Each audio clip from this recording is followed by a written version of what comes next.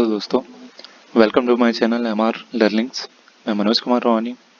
और चैनल को यदि अभी तक आपने सब्सक्राइब नहीं किया तो कर दें और ज़्यादा से ज़्यादा शेयर भी करें ताकि ज़्यादा से ज़्यादा लोग इस चैनल के माध्यम से जुड़ सकें। आज से हम दोस्तों इंडियन पॉलिटी सीरीज स्टार्ट करने जा रहे हैं आज से। और इसमें हम जो इंडियन पॉलिटी की स्टैंडर्ड बुक है एम लक्ष्मीकांत, उसको फॉलो करेंगे। तो इसमें पार्ट थर्ड से हम लोग स्टार्ट करने जा रहे हैं और ये कवर करेगी यूनियन एग्जीक्यूटिव्स को, सेंट्रल गवर्नमेंट के। तो आज पहला चैप्टर है प्रेसिडेंट। तो आइए देखते हैं प्रेसिडेंट के बारे में।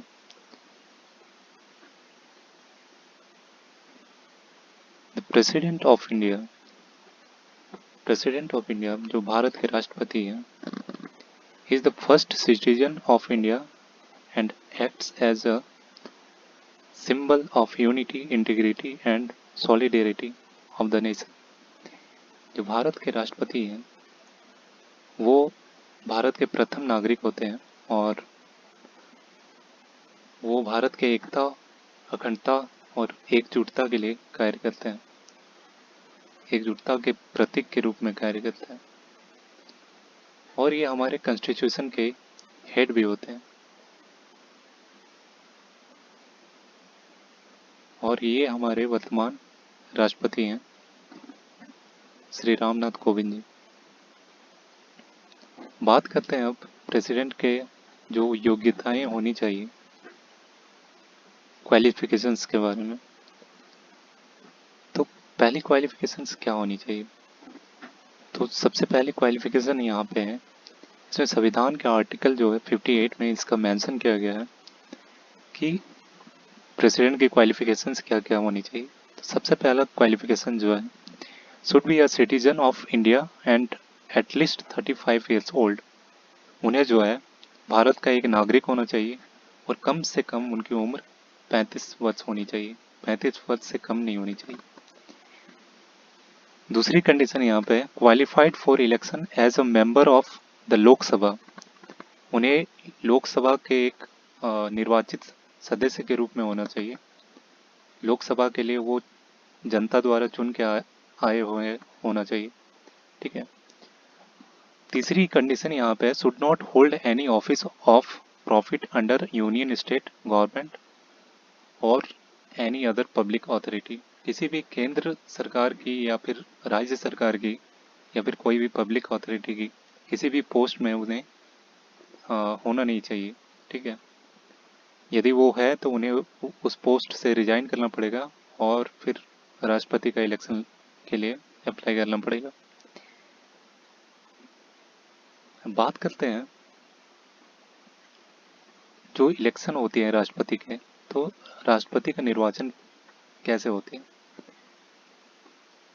तो राष्ट्रपति का निर्वाचन जो है, इसमें संविधान के आर्टिकल 54 में मेंशन किया गया है और इसमें वोटिंग्स होती हैं, but not directly elected by the people.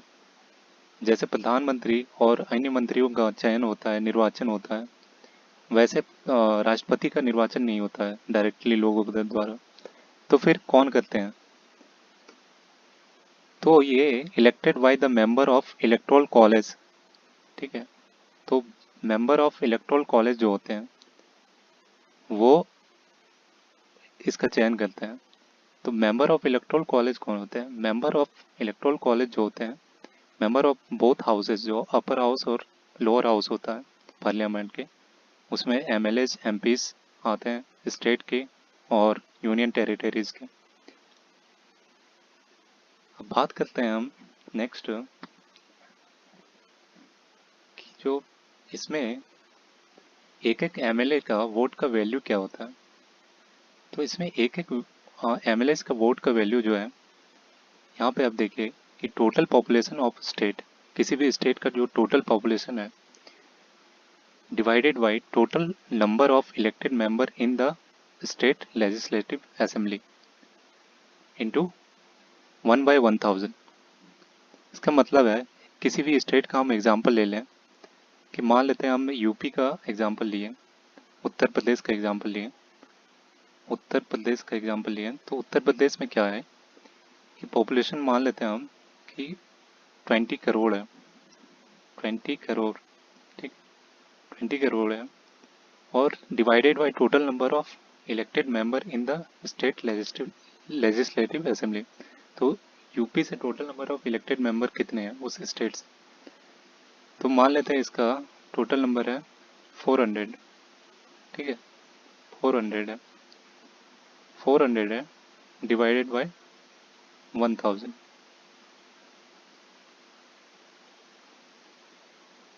तो यहाँ पे 20 करोड़ है, यानी कि 7 जीरो आ जाएगा यहाँ पे, 7 जीरो जो आ जाएंगे, तो ये 5 जीरो चले गए, बच गए यहाँ पे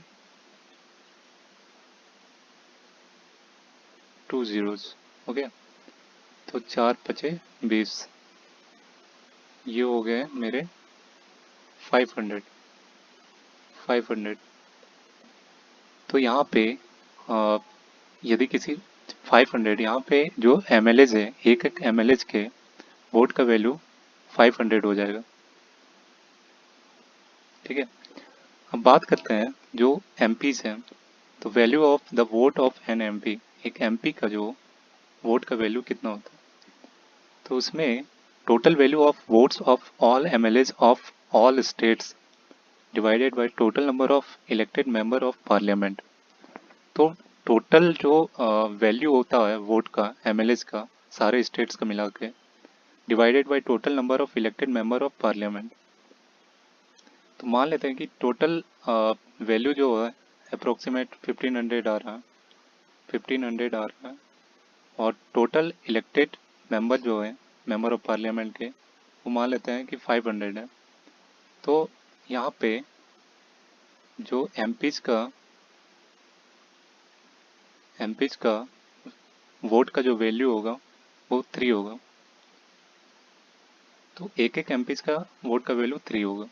तो इस तरह से इसका कूल करके इसका निर्वाचन किया जाता है।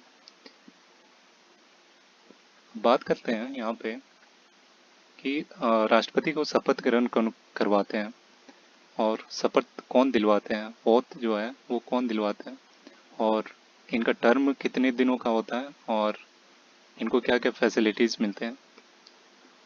तो सबसे पहले बात, शपथ, शपथ कौन दिलाते हैं, तो राष्ट्रपति को शपथ जो है चीफ जस्टिस ऑफ इंडिया दिलाते हैं, जो भारत के मुख्य न्यायाधीश होते हैं वो राष्ट्रपति को शपथ दिलाते हैं। और इसका जो है उल्लेख हमारे संविधान के आर्टिकल 62 में किया गया है।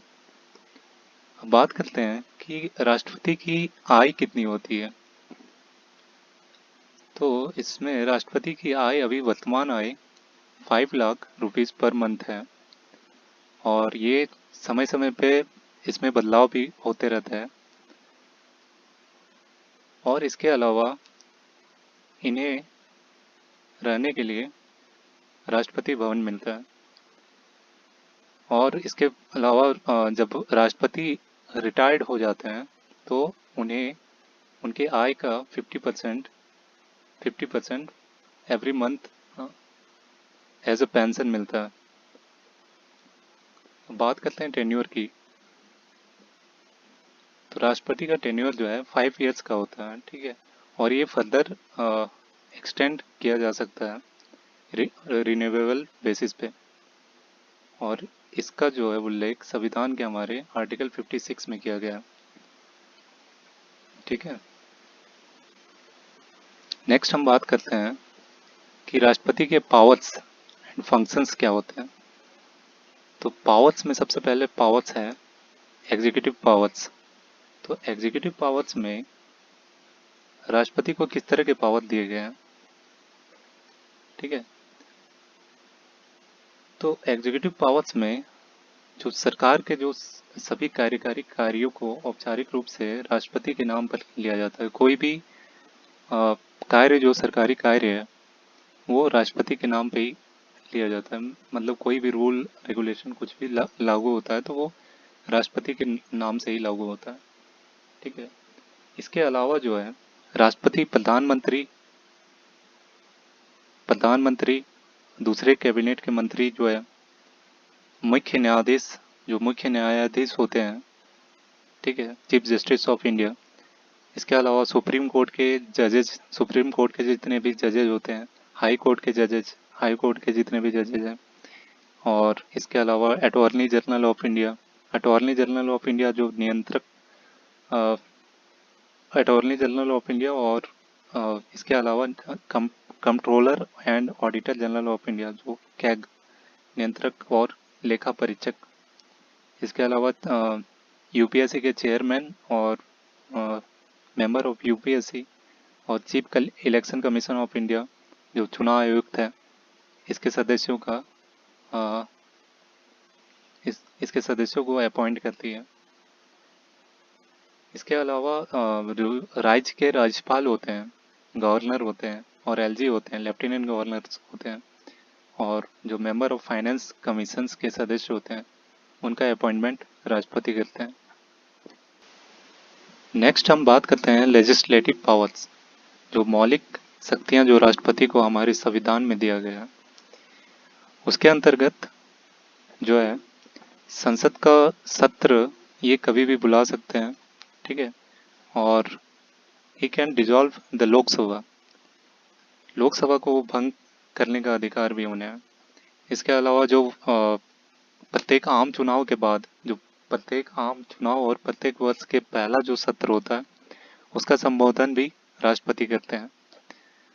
और इसके बाद जो लोकसभा के स्पीकर्स और डिप्टी स्पीकर्स के यदि वैकेंट रहते हैं तो उस केस में राष्ट्रपति जो है लोकसभा के कोई भी मेंबर को as a acting speaker Lok Sabha के अपॉइंट कर सकते हैं। और ऐसा ही राज्यसभा के केस में भी होता है। राज्यसभा का चेयरपर्सन जो है राज्यसभा का जो चेयरमैन है और डिप्टी चेयरमैन है, यदि उसका पोस्ट खाली है तो वो किसी भी राज्यसभा के सदस्य को अ, उस पोस्ट के लिए as a acting chairman appoint कर सकते हैं, ठीक है। इसके अलावा जो है राज्यसभा के जो 12 मेंबर्स होते हैं, 12 मेंबर जो है वो नॉमिनेट राष्ट्रपति करते हैं, और लोकसभा के जो 2 सदस्य होते हैं उनका भी नॉमिनेशन जो है राष्ट्रपति को करने का अधिकार है। ये 2 सदस्य जो लोकसभा के ये एंग्लो इंडियन कैटेगरी से आते हैं। संसद के समक्ष जो कैग जो है controller and auditor general of India, UPSC, finance commission जो वित्त कमीशन जो होते हैं आदि की जो रिपोर्ट होती है, सालाना रिपोर्ट, वो राष्ट्रपति के जो रिप्रेजेंटेटिव होते हैं वो संसद में पेश करते हैं। इसके अलावा जो विधेयक बिल संसद में पास करने के लिए सबसे पहले अनुमति जो है राष्ट्रपति से लेनी होती है। तो ये लेजिस्लेटिव पावर्स जो होते हैं मौलिक अधिकार के अंतर्गत आते हैं। अब बात करते हैं फाइनेंशियल पावर्स के बारे में। फाइनेंशियल पावर्स क्या क्या राष्ट्रपति को दिए गए हैं। तो वित्तीय शक्तियों में सबसे पहला है कि मनी बिल जब भी राष्ट्रपति के सिफारिश के बाद ही संसद में कोई मनी बिल पास होती है, और जो वार्षिक वित्त वितरण जो होता है, यूनियन बजट जो पेश होता है पार्लियामेंट में, वो राष्ट्रपति के रिप्रेजेंटेटिव के द्वारा ही पेश की जाती है।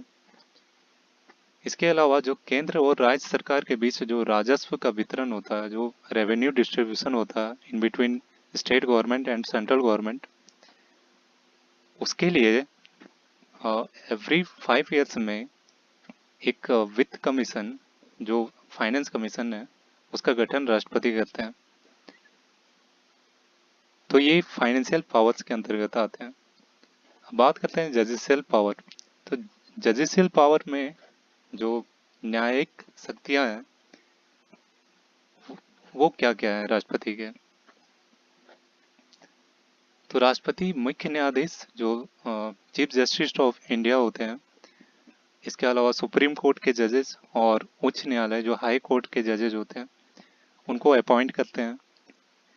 और राष्ट्रपति जो है कभी भी किसी भी मैटर में जो कानून और फैक्ट से रिलेटेड चीज़ें हैं इससे सजेशन सुप्रीम कोर्ट से ले सकते हैं जजिशियल पावर के अकॉर्डिंग। नेक्स्ट हम देखते हैं डिप्लोमेटिक पावर्स।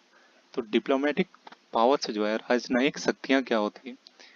राजनयिक शक्तियां के अंतर्गत जो है the international treaties and agreements, जो अंतर्राष्ट्रीय संधियां और करार पे जो बातचीत होती है वो प्रेसिडेंट की ओर से ही की जाती है। इसके अलावा राष्ट्रपति किसी भी देश में अपने जो क्या बोलते हैं उसको एम्बेसडर्स और हाई कमिश्नर को भेज सकते हैं और रिसीव कर सकते हैं किसी भी देश के। तो डिप्लोमेटिक पावर्स के अकॉर्डिंग ये अधिकार है उनको। बात करते हैं नेक्स्ट हम मिलिट्री पावर्स, जो सैन्य शक्तियां हैं।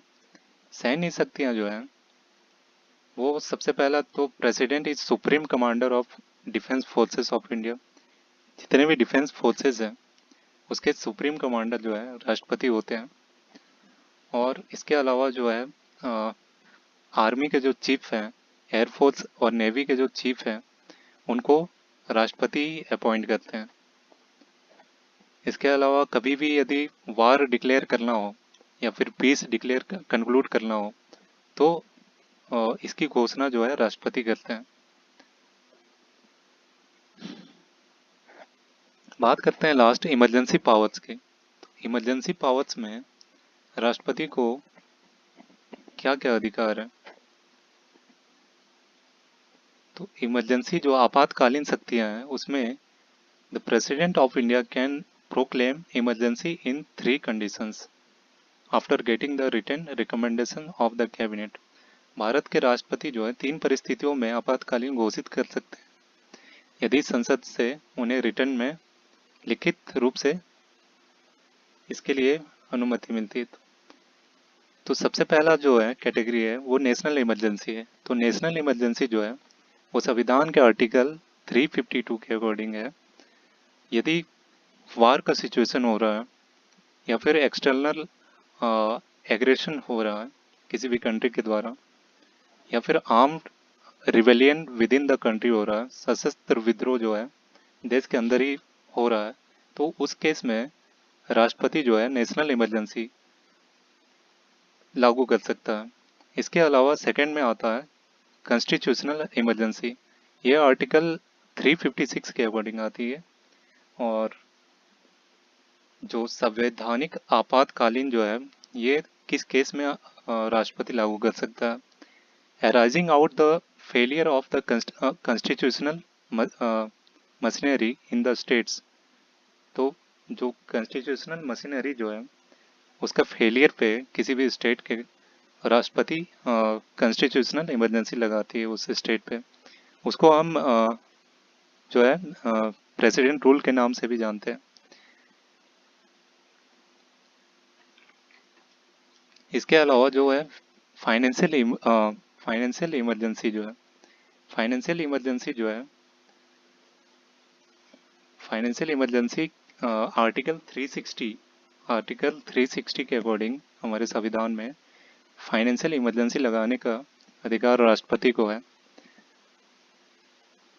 तो इसमें क्या होता है कि arising out of threat to financial stability और क्रेडिट ऑफ इंडिया, वित्तीय जो अस्थिरता जब पैदा होती है और जो इंडिया हैवी क्रेडिट जब ले लेती है लोन वगैरह, तो उस केस में इमरजेंसी पावर जो है फाइनेंशियल इमरजेंसी राष्ट्रपति लगा सकती है। तो इंडिया के हिस्ट्री में अभी तक हम देखते हैं कि इमरजेंसी डिक्लेरेशन कितनी बार हुआ है। सबसे पहला बार जो है 1962 में फर्स्ट टाइम जब हुआ था इमरजेंसी। तो ये जब चाइना से 1962 में वार हो रहा था तो नेशनल इमरजेंसी लगाया गया था। इसके अलावा 1971 में इंडो पाक जब वार हुआ था बांग्लादेश को अलग करने के लिए, तो उस टाइम पे इमरजेंसी लगाया गया था। इसके अलावा 1975 में ड्यू टू इंटरनल डिस्टरबेंस जब इंदिरा गांधी की सरकार थी तो इमरजेंसी लगाई गई थी। अब देखते हैं some article related to president. तो सबसे पहला यहाँ पे है 52, the president of India. The president of India के बारे में आर्टिकल 52 में संविधान के हमारे मेंशन किया गया है। आर्टिकल 53 में एग्जीक्यूटिव पावर ऑफ यूनियन, जो एग्जीक्यूटिव पावर ऑफ यूनियन दिए गए हैं यूनियन एग्जीक्यूटिव्स को, वो आर्टिकल 53 के अकॉर्डिंग दिए गए हैं। आर्टिकल 54 में जो है इलेक्शन ऑफ प्रेसिडेंट, इलेक्शन का राष्ट्रपति का जो चुनाव होता है वो आर्टिकल 54 के अकॉर्डिंग होता है। आर्टिकल 56 के अकॉर्डिंग जो राष्ट्रपति का टेन्योर होता है, टर्म ऑफ ऑफिस, वो मेंशन किया गया है। आर्टिकल 58 में राष्ट्रपति के जो क्वालिफिकेशन होते हैं, जो योग्यता होती है, उसका मेंशन किया गया। आर्टिकल 60 जो ओथ एंड अफर्मेशन होते हैं, उसका मेंशन किया गया है। आर्टिकल 112 यूनियन बजट जो पेश होती है वो आर्टिकल 112 के अकॉर्डिंग होती है। Article 143 power to consult supreme court, राष्ट्रपति को किसी भी केस में यदि सलाह लेनी हो तो उस आर्टिकल 143 के अकॉर्डिंग सुप्रीम कोर्ट को कंसल्ट कर सकती है। इसके अलावा आर्टिकल 352, 356 एंड 360 जो इमरजेंसीज है, national constitutional and financial emergencies. अब देखते हैं हमारे जो अभी तक के राष्ट्रपति हैं उनके लिस्ट देखते हैं। तो ये अभी श्री रामनाथ कोविंद जी अभी वर्तमान हमारे राष्ट्रपति हैं, और डॉक्टर राजेंद्र प्रसाद जो हमारे पहले राष्ट्रपति थे। इसके बाद सर्वपल्ली राधाकृष्णन को बनाया गया था। और एक क्वेश्चन यहाँ भी आप देख सकते हो कि सबसे ज़्यादा लंबा टर्म जो है वो डॉक्टर राजेंद्र प्रसाद का था, वो अप्रोक्सीमेट 12 साल का था। इसके अलावा जो सबसे पहले साइंटिस्ट प्रेसिडेंट जो बने थे इंडिया के, वो एपीजे अब्दुल कलाम बने थे। और जो फर्स्ट लेडी प्राइम मिनिस्टर बनी थी वो प्रतिभा पाटिल बनी थी। ठीक है, तो आज के लिए इतना ही।